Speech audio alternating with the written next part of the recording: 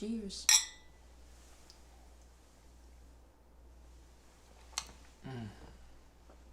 Peace, love, prosperity, family. Is King Enlighten. Hey, it is Nita here. Hope all is well. And today we're going to talk to you about freeing yourself from your mind. So Nita, when it comes to freeing yourself from your mind, what is so important about freeing yourself from your mind? Why should someone even take a look into themselves like, you know what, I need to free myself from things? Like, what's so important about freeing yourself from your mind?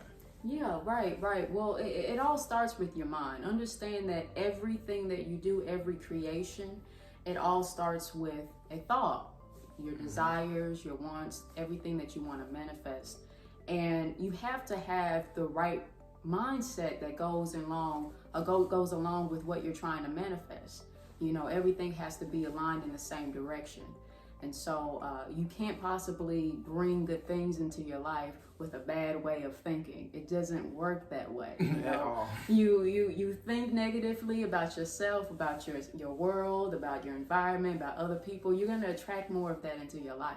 So you got to change that mind, folks. You got to change the way you're thinking, because it all starts with a thought. I love it. Stinking thinking, some people call it. You got to get rid of that stinking thinking. Spray some air freshener on whatever you got to do. Don't be no negative Nancy. Don't do it. Oh, I forgot about that. Yeah, they do say that, negative Nancy. Let the people know, because we're working on a self-enrichment program, and the self-enrichment program takes people through 4 building blocks in life, you know, and that's mindset, spirituality, communication, and then networking and relationships. Them 4 building blocks, right? Since we're talking about freeing yourself from your mind, what is a story that you can give the audience, or what do you do today to free yourself from your mind? What's a pattern routine, or what was that first step that you took in the beginning that helped free yourself from your negative thinking, your stinking thinking, and your negative Nancy? Okay. Well, you know, there's a really great book. It's called The Power of Now. If you haven't read that, I encourage you to do so. Eckhart Tolle? Yeah, that's the author. Great book. Yeah. And one thing they really talk, he talks about a lot in that book is understanding that you are not your mind, you are not your thoughts. And they come, and it's natural to have all kinds of thoughts, even fleeting thoughts, negative, good, it doesn't matter. It's normal, it's natural. But also taking the identification out of that. And one thing for me that I do is a bit contradictory. To free myself from my mind, I almost have to dig deep inside of it in a sense. And by that, I mean that I'm working through my thoughts, you know, processing my thoughts. So usually thoughts will trigger emotions, and that's your first indicator. That's the key right there. So when something happens, somebody pisses you off or whatever, you know, you want to immediately acknowledge that emotion and what you're feeling. And then once you can do that, you know, you can say, okay, what thoughts are associated with that feeling? If I'm pissed off, I'm like, okay, this person disrespected me. They don't see me. They don't see the value in me. And kind of get, you know, even write those thoughts down. And when you can identify that thought and you can realize maybe this thought isn't serving me right now. It's not benefiting me in any kind of way. So what do we need to do? That's what identify. We need to write that down. Identify. I like how you just paint that picture. Like when you actually take the time to identify and write down these things, and when you catch yourself in this conversation that you're having with yourself, you see that you're sabotaging yourself. Exactly. And one of the key things that you just said, I want the audience to take this down is these thoughts serving me? That's it. That's a key thing, serving. And people don't look at their thinking as a service. You know what I'm saying? They don't see it as something that's being served. Yeah. They think they are their thoughts. Is that true? Are we our thoughts? Not at all. You know. I love it. Yeah, just like you're not your emotions either, because your emotions aren't always accurate either. You know, your emotions are tied to your thoughts, and your thoughts can be assumptions. And they can be, a lot of times they're just false, or whatever you're thinking. And, you know, if we identify so much with that and we took everything we feel, everything we think as fact, I mean, some of us would, you know, really be in a really dark place. And a lot of us are there because we're taking that as fact. When you can really separate yourself from your thoughts and your emotions and you as a being, as a core, you know, it's a separation. Your thoughts your mindset can also be a tool to aid you in your progression. So while it's important to understand that, you don't have to identify with your thoughts, you don't have to have your identity wrapped into that, but you can also use it towards your advantage. And it's just knowing how to use it. Like affirmations is all about your mindset. The self-image that you have of yourself is your mindset. And manifestations and the law of attraction, which we'll end up talking about someday, is also about your mindset. So use it towards your advantage, but also be aware of it when it is working against you, so you can remove that energy and replace it with something positive. I love it. Woo! Be aware. That's one of my biggest things. King of Light, sharpen your awareness, Katie, intelligence. You know what I'm saying? Thank you. Nita, I really appreciate, when I first met you and to see how you moved, you walked in you have such a demeanor about yourself. Like, you have a purpose-driven walk. And a lot of people can look at that as like, what's wrong with her, or she's weird, what's going on. But when you start to actually get in tune with yourself and you really start clearing your mind out, then it really shows from the outer experience. People start to notice things different about you. And sometimes being different can be scary to a lot of people, right? So when it came to me, to a point in my life when I had to start coming aware of my negative thinking, I had to come more aware of my emotions and putting them together, my thoughts and my emotions. The only way that I was able to differentiate them two things is the moment I was in my dark space. And that dark space is when I was staring down the barrel of a gun. I was in a situation of being robbed, and I did not want to actually participate in listening to the person holding the gun. So when in that moment, the only thought I had was, this person can't be serious. These are the conversations this person ain't serious. This person ain't gonna do that. Maybe this, maybe that. And everything that I thought that person wasn't gonna do, that person did, and it played out. Luckily, I'm blessed. Stop luckily. It ain't luckily. To be blessed, I'm blessed today to be alive to make it through that situation. And after I got out of that situation, I learned that the ego would get you in a lot of more dark places than you did not expect to be and you did not see yourself being.